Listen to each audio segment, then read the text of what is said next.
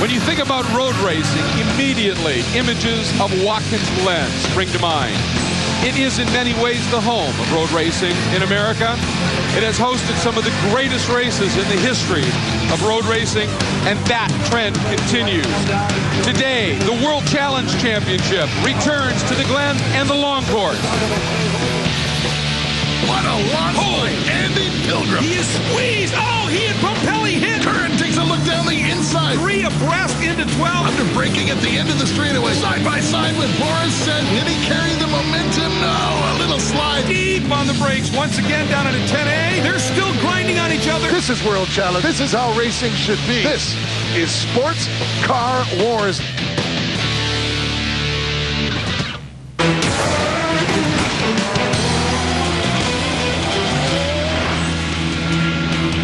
Welcome one and all to a beautiful day at Watkins Glen. It's the World Challenge Championships and the World Challenge Grand Prix of Watkins Glen presented by Sunoco.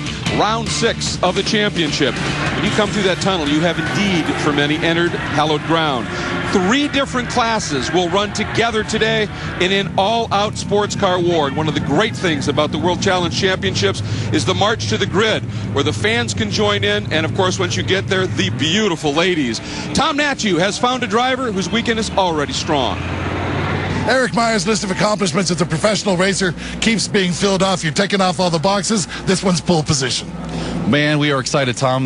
First time here at Watkins Glen. Fastest in practice, fastest in second practice yesterday. We're on pole. We're excited.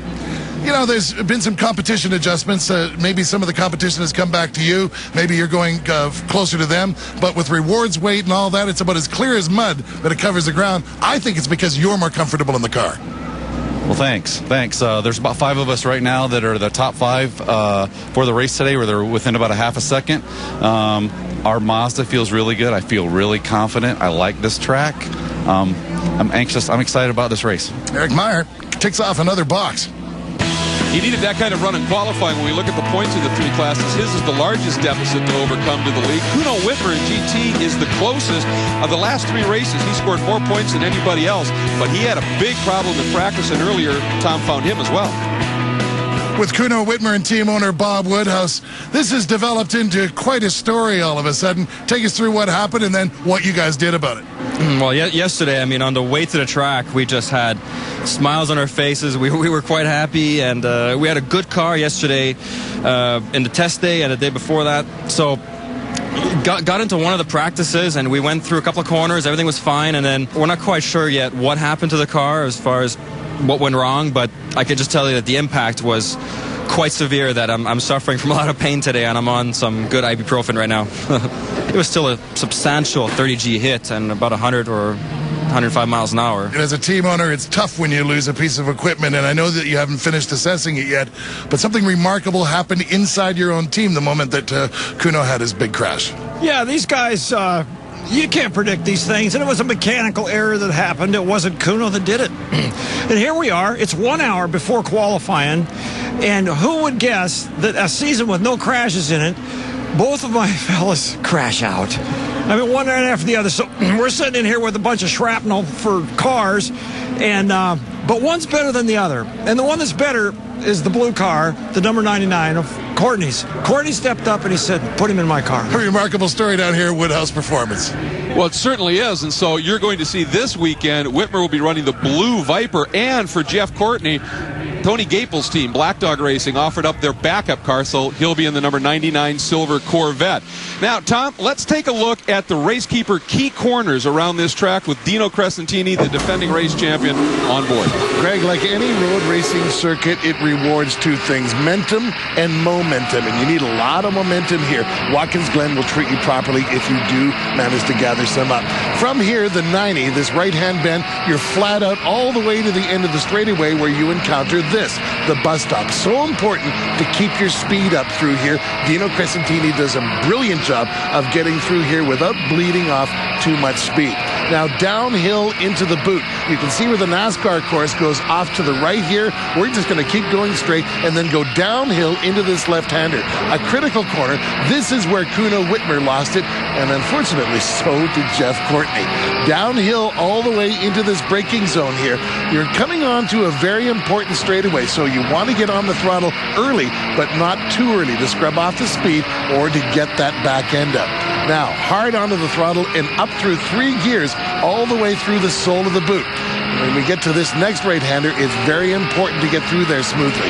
Now we're back onto the NASCAR course, working our way back to turn number 11. And if you've kept your head up and kept that momentum going, you're in for a great lap time as you come back onto the front straightaway and on your way to the start-finish line. Absolutely beautiful flowing corners here on the long course. It is a great piece of racetrack, and there is some beautiful sports car war machinery getting ready to do battle as we're about ready to send them away. Here's Jimmy Day representing Optima Battery. On behalf of Sunoco Fuels and the entire team at Optima Batteries, drivers, start your engines. And the beautiful official pace car of the World Challenge, the VW TDI Diesel, is going to lead them out and away on the sighting lap. That's a great little car itself, and that fuel behind it's going to be spectacular. Here's your lineup.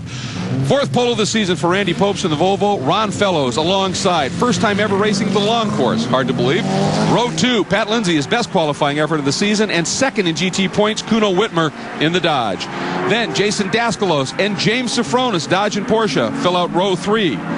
Row 4, Tony Gaples and Dino Crescentini, the defending race winner. Row number 5 is Rob Morgan and your Game Streamer Rookie of the Year points leader, Fred Roberts. Then we go to William Ziegler in the Swisher Porsche and Charles Morgan in the Privacy Star Porsche. Next row, Andy Pilgrim struggling as of late in the Volvo, and Jeff Courtney today in the Corvette. Big story in the next row, Peter Cunningham, pole sitter GTS, 36 career pole, ties the record of the legendary Pierre Kleinubing all time. Then Ernie Jakubowski, beautiful Porsche Cayman S, and Aaron Povaledo in another Acura RSX. Inside of the 10th row, Eric Meyer, first ever pole in the touring cars. Don Gardner alongside, then Alexander Luvov, the St. Petersburg, Russia driver. Haven't seen him since St. Petersburg. Points leader, Robert Stout. Row 12, Brett Sandberg, the young rookie, and Shea Holbrook. Nice to have her back in the championship. Row 13, Don Istuk in the Audi, and Colin Cohen in the Istuk Motorsports VW GTI. And in row 14, it's Alex Ratcliffe in a Lexus. And folks, last year produced the closest finish in the history of World Challenge at the Glen, and of the season, 0.2 of a second. Look forward to more today. And today's coverage of the World Challenge Championships on Versus is brought to you by Toyo Tire, the official tire of World Challenge, and by Bondurant, the official driving school of the World Challenge Championships. Welcome back, everybody. The 8th visit of World Challenge to the glorious Watkins Glen International Raceway, the Grand Prix of Watkins Glen, presented by Sunoco. Here's our Racekeeper quad box, Tom. Well, you can see Bill Ziegler. He'll start P11 back there in the GT group. Dino Crescentini on the top right. He's going to start in 4th position. Your pole sitters, Eric Meyer from the touring car class in the Mazda RX-8. And, of course, the record-tying P.D. Cunningham in the number 43 real-time racing Acura TSX. Well, let's get to that start. There is Kathy Malik giving the 5-second board. She will clear the track. Watch for the signal at the back, and when those red lights go out, we go racing. We're underway. What a launch by Randy Popes, and at the same time, a tough start by Ron Fellows in that yellow CRP Krager Wheels Corvette. But Randy Popes, that all-wheel drive Volvo, they struggled with starts in the past. I think they got it solved. Patrick Lindsay slides into 2nd place, taking advantage of that tough start by Ron Fellows. Something very, very wrong there with Ron Fellows' car. Rest of the field clean through turn number 1, and that's the key here. We always worry that we're going to have a big collection of cars down into the 90. Onto the back straight now, and it's a clean field. We're ready to go racing here, Greg. And look at Jason Daskalos, that white and black Viper in 3rd. Took a look at Lindsay. Not going to happen. Going back in the pack, there is Andy Pilgrim again, having his problems this year. Started very strong, but they've had some mechanical issues with his car in particular, and that's a bit frustrating when you're watching your teammate out front having fairly trouble-free runs. He's trying to pedal that Volvo as fast as he can. Meanwhile, look at this move here. There is Eric Meyer in that Zowie Mazda, he is under huge pressure, and Stout, what a start. He went from 4th on the grid in that class, and exiting the inner loop, he is into the lead. Meanwhile, Tom, let's take a look at our game streamer replays of the starts. Well, you see right off the bat, Randy Popes just books it as Ron Fellows slows down. Take a look at Kuno Whitmer here. He takes advantage of that bog by Ron Fellows and doesn't crowd Jason Daskalos out, at least too much. And then from inside the car, Ron Fellows getting started finally.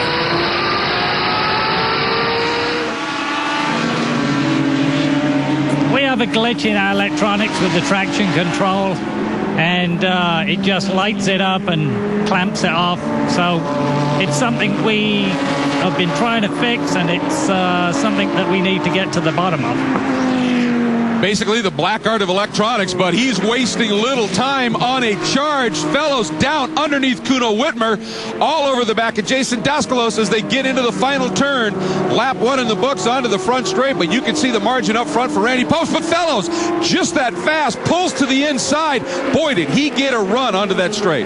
Ron Fellows taking over 3rd place, his 3rd time in this Krager Corvette, and I'd say he's getting the hang of it, especially, Greg, when you consider the fact that he's never raced on Watkins Glen, as you mentioned, using the boot. Yeah, it's just amazing to me. When he made the deal with CRP, it was a 3-race deal. He loves Long Beach. He said, I also want to race Mosport in its 50th anniversary year, and I've never raced the long course at the Glen. So you know he is ultra motivated right now. And just that quickly, boy, watch now, Kuno Whitmer thinking about trying to take a run at Daskalos, the 2 Vipers into the inner loop. Not going to happen there. But look how quickly Fellows now has closed down Pat Lindsay in that Porsche. Fellows, that yellow vet 3rd, then Daskalos, then Courtney, then Safronis. And there is the number 29. That's Tony Gaples in that Kleinschmidt Black Dog Speed Shop Chevy Corvette. Dropping a tire was, I think that was Safronis, just dropping a tire a little bit, and there is Andy Pilgrim, and still just nothing in it right now. You never know it from Andy Pilgrim when he walks around the paddock. You know, he's a consummate professional. He knows this K-Pax team is capable of creating a good car. After all, look at his teammate.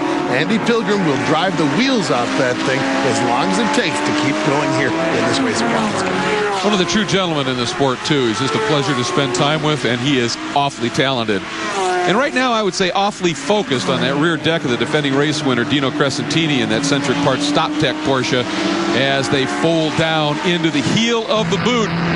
Meanwhile, Robert Stout in the touring car class continues to lead. The young rookie having an absolutely marvelous season. And from this class, by the way, folks, comes our Optima Batteries Best Standing Start Award.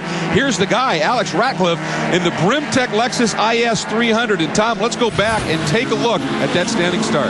Well, this isn't Alex's first standing start, so he knows what to do. He gets the whole shot and then just carries that momentum all the way down the inside of this long front straightaway. Able to pick up 4 places. Good job by that King Rat Motorsports IS 300 and Alex Ratcliffe.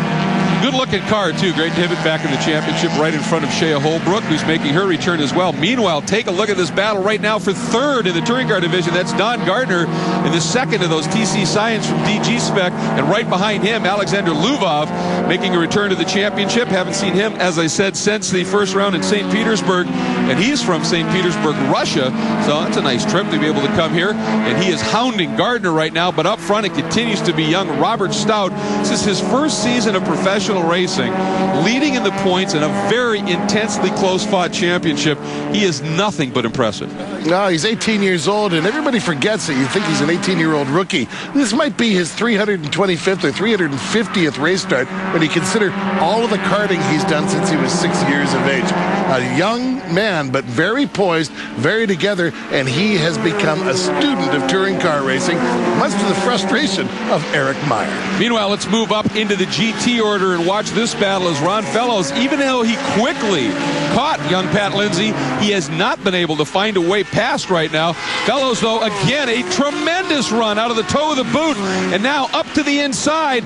See if he can make it stick deep on the brakes down into the heel. He is through, and Pat Lindsay, pretty savvy racer, went, nah, I can't contest that one, just live to fight here. Now the question is, can Ron Fellows run down Randy Popes? You know, you mentioned Ron Fellows has never raced on the boot before, but he had that great intuition to wait. Just wait a little bit before he got on the power and then carried that momentum all the way up the hill on that long straightaway and got inside Pat Lindsay. That is a classic Watkins Glen move. experience in Corvettes. It may not be at this track, but boy, does he have it in spades. And now there is Randy Pobst, that beautiful K-Pax Volvo, down into that first turn, falls away to the apex. Just some challenging corners at this track. Absolutely awesome. Here you go, folks. Your top four: Pobst, Fellows, Lindsay, and Kuno Widmer after 3 of 22 laps. Lots more to come here at the Glen. Stay with us.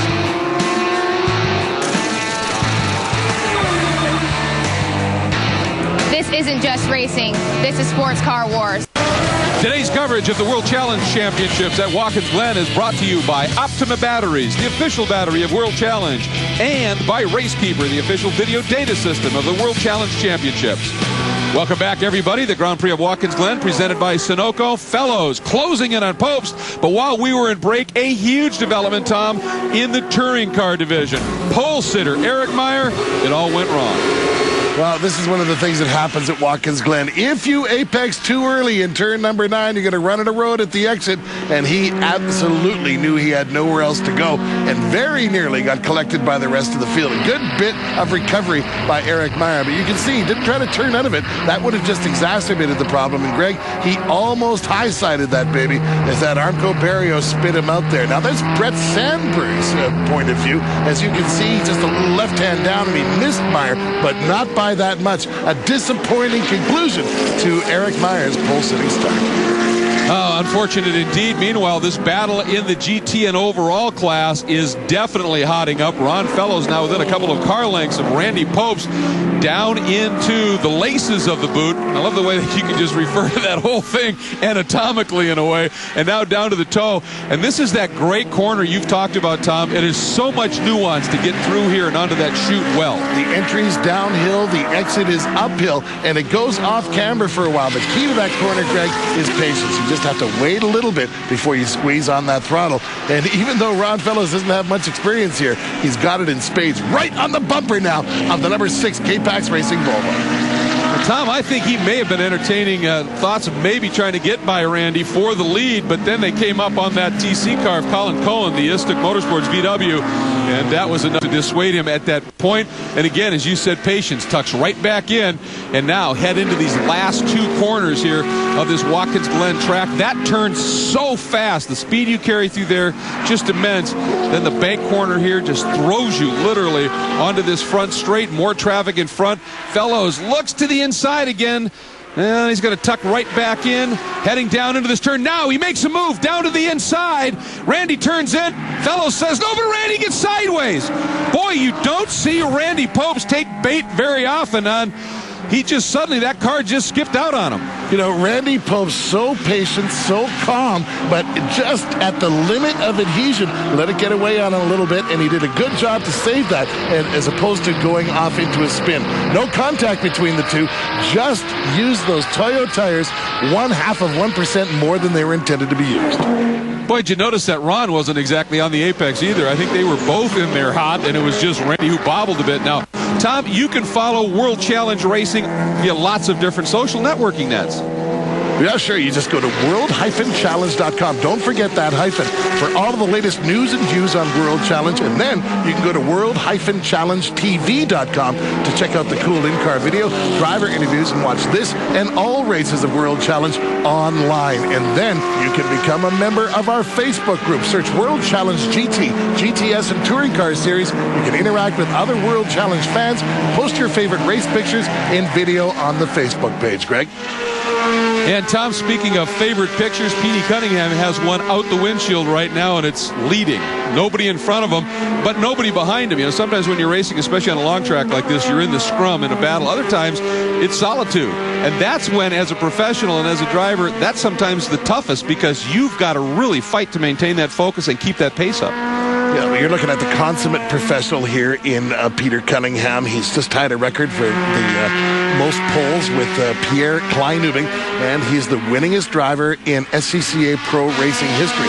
So by himself or in a scrum, Peter Cunningham is always a threat to win, and he's off to a real good start in this round at Watkins Glen. You can see the margin right as he turns in. There comes his teammate Nick Asayan, so the real-time crew having a very good day here. Nick, of course, ran with this team years ago, then went and ran with the BMWs for a few years, back with this program right now.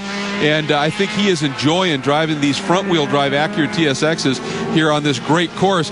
Different than the rear-drive cars, clearly, but you can still carry a lot of speed, and the one strong suit of these Acuras is handling. It is superb. Well, there's another strong suit as well, and that's the real-time racing team. These guys never miss a beat. Those cars are always beautifully turned out, and they're always very effective at leading races. It's exactly what they're doing right now. Let's go to Robert Stout now, your leader in the touring car class. He seems to have it his own way, and that, of course, that big development with Eric Meyer. Now Don Gardner starting to form up behind him. Victor Luvov not too far in arrears. Yeah, right now a 1-2 for the DG Spec Racing Scion TCs, and that's a nice development for this team. Brand new to World Challenge competition this year, and as is Mr. Stout, and he continues to be an amazing story. His first year professional racing, 18 years old, and Luvov got forced just a little wide behind them here as Jason Daskalos and the Daskalos Developments Viper comes sweeping up through this top three battle. Watch Jason now just absolutely peg it, and right there Gardner, not really realizing that he was coming up that fast, did what he should do. They always tell you, let the faster car make the pass, you drive your lines. He did it to absolute perfection, and that is going to leave him to fight for another day. Up front, Ron Fellows using Chevrolet V8 power to great effect and continues to stretch out his margin. And here's a look at the top three in each of the classes. And folks, you'll notice the GT class. The numbers are in black, gray for the GTS, yellow for the TC. It matches the stripes across the top of the windshields of those cars. A quick wave for you to reference it as well. We're back at the World Challenge Grand Prix of Watkins Glen, presented by Sunoco. Ron Fellows in the Traeger Wheels Carlisle Company CRP Corvette, making the most of his third run in the championships, and we're hearing rumors it may not be his last. Well, everybody from the Corvette Club here this weekend is saying that they hope that Ron Fellows will be back again. I know that Ron wants the ride, but he's a busy man. He's an ambassador for Corvette, and virtually every weekend he's got booked. And by the way, problems for Andy Pilgrim. Let's check in with Dax Robb. He said something feels like it's coming loose, making the car steer a little bit, so he's coming in. Don't want to crash it. Absolutely not. That's a beautiful piece of race equipment, and that can explain, obviously, why Andy's been struggling and at the back of the pack just a little bit. Something perhaps wrong in the suspension of that car. He's got to stay focused and got to keep his eye on the ball here. And if you're going to come into the pits to the attention of a crew, this is one of the crews you want to deal with. K-Pac's so efficient, so good. They'll take care of this problem and get Andy on his way. Well, this track has so many high-speed, long corners. If there's an issue that's affecting the handling, you want to solve it. Meanwhile, there's teammate Randy Popst on pole, of course, here has faded a little bit to the third spot. Still in all, having a great run in the championship, and success in a championship comes from having great technical partners, and there are many that play key roles, certainly in World Challenge competition. And for this team, one of the major players is the folks from Optima Batteries.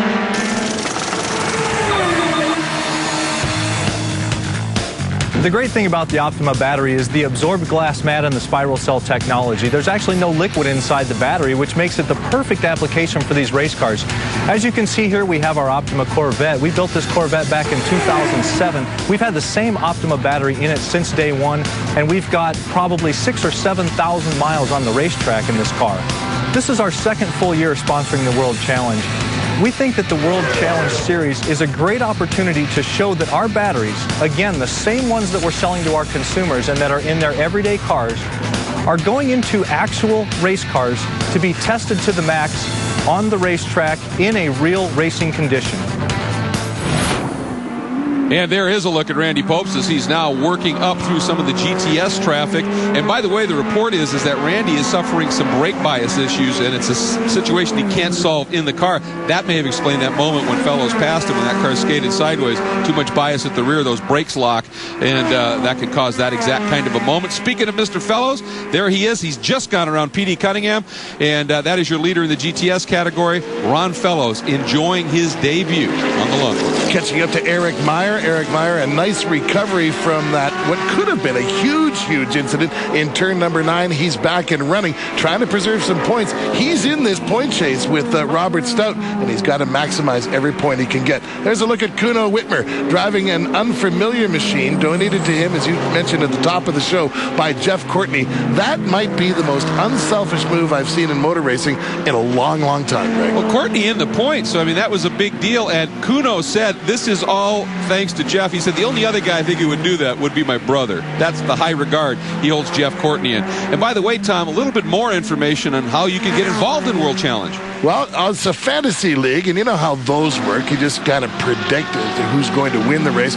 And the upshot of all of this, if you win the fantasy league, you're off to the Bob Bondurant Racing School on behalf of World Challenge, and I can't tell you how much fun that is. So join us with a fantasy league and take your best shot at who's going to win the next several races. Absolutely. Boy, what a treat to head out there to Firebird Raceway and do some high-speed laps in a Bondurant performance car. Ron Fellows, the mayor of Moseport, right now showing folks that he's got some pretty serious skills here in upstate New York as well. 2 times a winner here in Trans Am, I think. 4 times in stock cars here.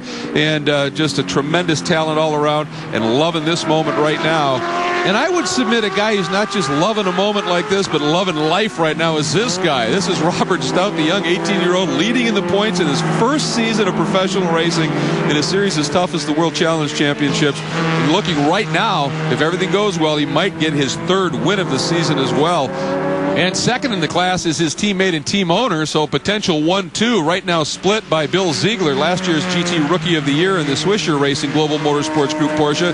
But Stout is just that and has been since the inception of this season, a very impressive debut in the world scene of professional motorsports. Let's take a look at our class leaders in the 3 divisions, top 3 in each.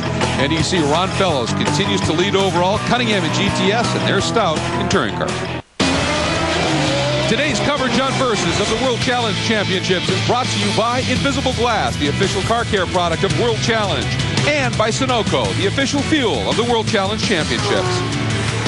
We are back, round 6 of the championship, the World Challenge Grand Prix of Watkins Glen, presented by Sunoco, and good battle right here. James Sofronis, that blue number 14 Global Motorsports Group Porsche, is right in front of Pat Lindsay, who started 3rd. Sofronis has moved up. Lindsay's fallen back just a little bit in that Horton and Sloan Securities Porsche 911.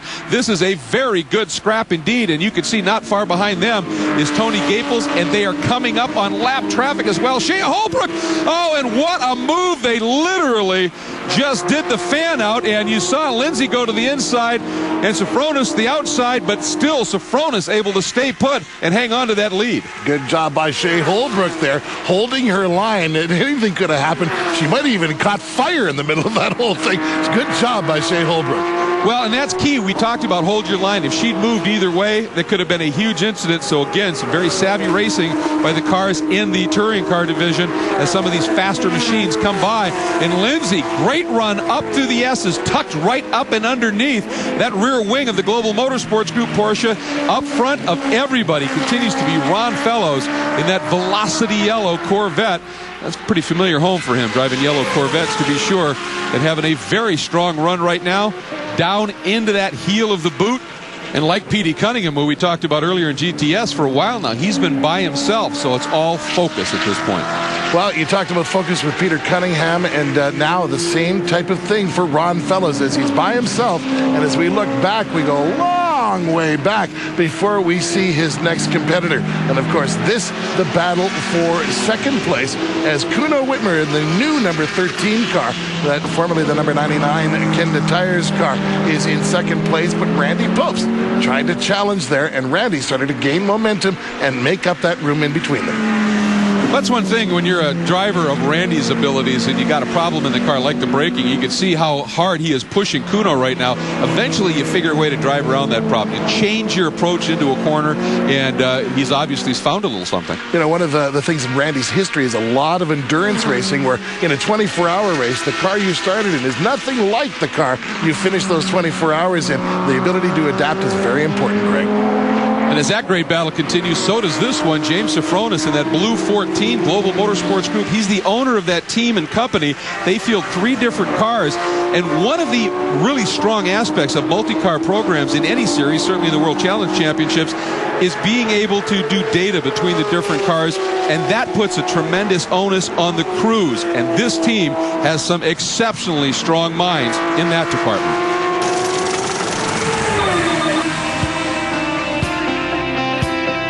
With us, it's really We do have a good relationship. We talk a lot about obviously what's going on, but you've got to realise also that Steve Ruiz is a very big part. It's not a pairing, it's a threesome, you know. We couldn't do it without Steve's input. He's a very, very brilliant engineer. The new cars came with a bunch of differences that we have to adapt to. And went well early, but the organizers, of course, are seeing changes they need to make, and as they apply those changes, we have to adapt again. So we're optimistic about this year.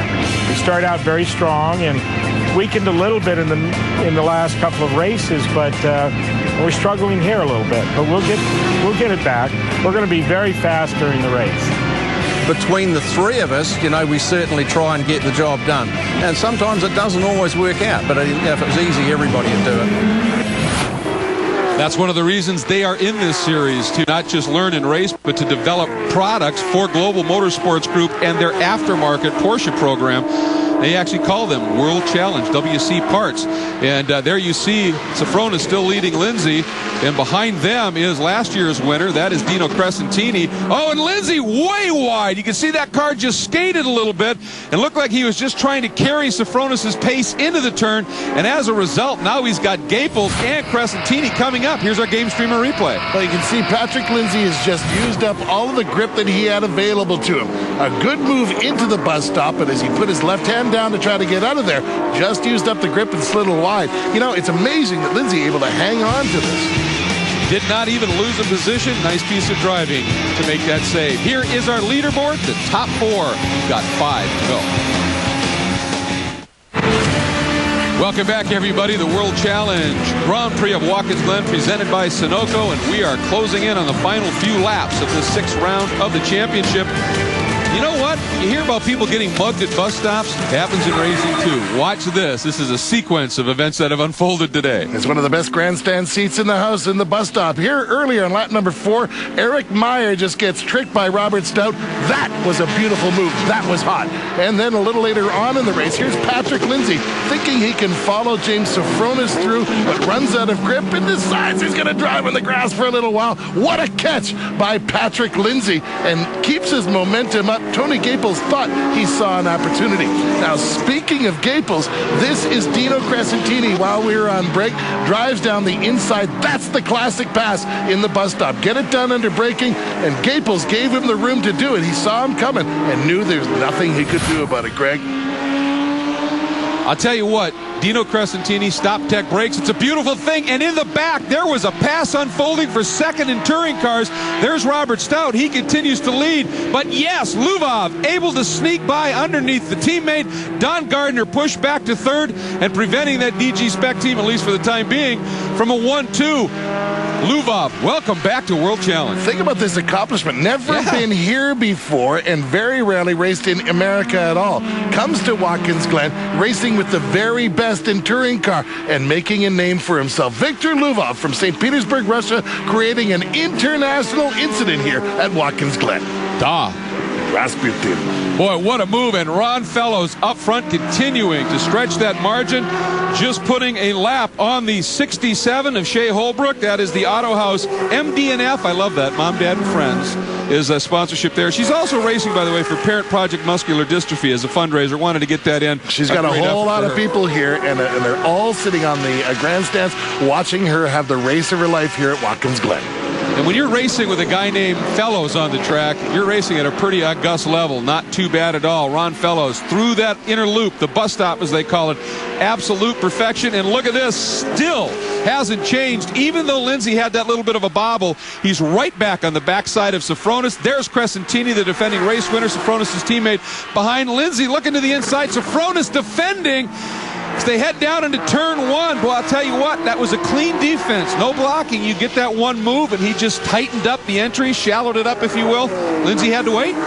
Lindsay, a former touring car driver, now up in GT with a great Porsche. You know, I'm starting to really fall in love with this guy. He's got style, he's got stick-to-itiveness, and Pat Lindsay is definitely becoming one of the new big stars in the sports car wars we call World Challenge. Well, when you have a bobble like that, lose that time to a guy like Sofronis, and to not lose your cool, gather it up, just put your head down, come right back up, drive through that place where you had problems previously, beautiful lines like that, he has definitely come of age. And Pat Lindsay has come to the sport a little late in his life. Not one of these guys who race karts. Just got started a few years ago, and you can tell he's got a gift. Oh, and Sofronis loses it. He must have been maybe driving in his mirrors, and it looked like he just missed the turn-in, stayed out a little wide, and the back end of that Porsche swung around, and both Lindsay and Crescentini goes through. Check out the Game Streamer replay from the onboard. Grabs a couple of gears, starts to steer down into the right-hander, and you see Lindsay go flying by. Crescentini goes flying by. At the end of that, that's a pretty darn good catch by James Sofronis. It is. I wonder if maybe he went down one gear too many and locked the rears up on the car. And that can certainly cause that kind of a spin. Now he's got to put his head down and stay in front of Tony Gaples in that Kleinschmidt Black Dog Speed Shop Corvette behind. There is a look at Sofronis. This has been a bit of a tough year for them. They had so many good results last year, and this year, of course, now with the new car that they're running, it's a little bit of an adjustment trying to learn the new package. This new 2010 GT3 Cup car is a bit different. It just shows you how competitive World Challenge GT has become. Take a brand new 2010 Porsche, and they're having to tweak it ever so slightly just to make sure it stays competitive with those pesky Volvos. There's P6. That's Dino Crescentini celebrating his 50th birthday this weekend here at Watkins Glen. Now, last year he gave himself a nice birthday present with the win. Not quite there this year, but nonetheless putting together another strong run in World Challenge. And speaking of that, Ron Fellows just continuing to clock the laps off here as he looks for the first ever win on the long course in his first ever appearance on the long course, and he's only got to make one more lap. Watching his lap times over the past couple of laps, he's relaxed a little bit, trying to give that CRP Corvette from Krager Wheels just a little bit of breath. He's got time. His lead has gone up to as high as 15 seconds. Now that's dropping, but he's got plenty of room to spare.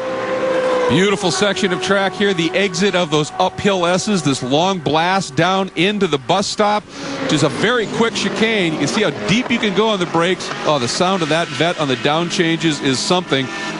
Apex, gas it, fold it down now, and head toward the boot. There is James Sofronis, who is now trying to recover, trying to salvage that position, if you will. Oh, and he's got a piece that's come up the back of the car. And there's Charles Morgan behind him. That's one of the true speed entries, and this is about where that piece is. Oh, he clips it. Boy, he just was unsighted, and that is the other Morgan that goes right over the top of it. That is not good. A piece of exhaust pipe collected up by two different Porsches, and this could be trouble for that Morgan car. Looking for it now. It's still there, Greg. Still there. Yeah, Dad just threw it right in front of the kid. Poor Rob Morgan. He's just got to drag that back to the start-finish line. And James Sofronis running that much lighter in the number 14 car.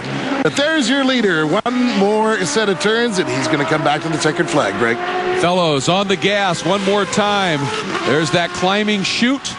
Holy smoke, does that car sound fantastic. It is fantastic. Indeed, that exhaust system on it, it's got that little, the front grille is loosened up on it, but no big deal. That's just a little protective screen. Meanwhile, the action continues. Luvov into the grass as he and Gardner absolutely door to door and maybe bodywork to bodywork in that exchange. Fellows coming up behind them as he's going to get the checker, and if he does not get by them before they get to the start-finish line, those two will live to fight another lap, and they are in an absolute war right now. Did I mention international incident? Yeah, exactly. Now Here we're we going to have to go. get the diplomats involved. Front straight, Fellows. He's going to stay behind them. Checkers are out, but Gardner and Luvov at war for another lap. Ron Fellows. This was a race he wanted bad. He made it clear in his deal. I want to race Glen so I can run the long course. Boy, did it pay off. Well, there's a lot of Corvette Club members here who are absolutely thrilled. You look at this battle for the touring cars just ahead of Ron Fellows. Those guys hammering on each other. Still, Don Gardner hanging on. This is what touring cars all about, baby. This was for second in class. That's the third bit of contact in this exchange. Luvov keeps it out of the tires, but two big hits over in the bus stop, side by each. And as it turns out, Gardner gets the better of that exchange. Meanwhile, here comes Petey Cunningham onto the front straight. Checkered flag flies. His 35th career win. It extends his all-time record in World Challenge competition with that GTS class win. And behind him, your touring car winner, Robert Stout. Well, what a great story this young man continues to weave as the season unfolds. His third win, extending his point lead. There's the fist bump in the car. Certainly well-deserved, Tom. You know, he's becoming very popular with the other guys in the paddock and also becoming very popular with the girls who visit the paddock with that Justin Bieber look. There's a look at Ron Fellows. He's finally got it done. One on the long course. We talked about checking boxes off at the beginning of the race. That's one that Ron can check off, Greg. Absolutely. Let's take a look at our final results. Fellows is clear with the win. Kuno Whitmer and Randy Pope, second and third. Then Daskalos and Lindsay round out your top 5 overall in the GT category. Take a look at the rest of the top 10. Then we're going to flip to the next page. There is the GTS class. Cunningham, Teammate Asayan, and Ernie Jakubowski in their beautiful Cayman S. Then Stout, Gardner, Lubov. And that Gardner-Lubov battle, absolutely spectacular. And then problems for Pilgrim and Povaledo. Both of them out early, as well as Ratcliffe. Here's our Game Streamer instant replay of the race. Every time you early apex there, you're going to run out of room. And I've done that a couple of times myself. Eric Meyer made a good recovery to come out of that. That could have been a lot worse than it was. And Robert Stout enjoying the spoils of victory on the cool-down lap. We'll talk with him and the others in a moment. Today's coverage on Versus of the World Challenge Championships has been brought to you by MTM Special Ops, the official watch of World Challenge, and by Game Streamer, the official digital gaming provider of the World Challenge Championships. And Stout took that checkered flag, then proceeded to go right around the track and into Victory Circle, right to Tom Natchew. 18-year-old sensation Robert Stout gets out of the car in Victory Circle.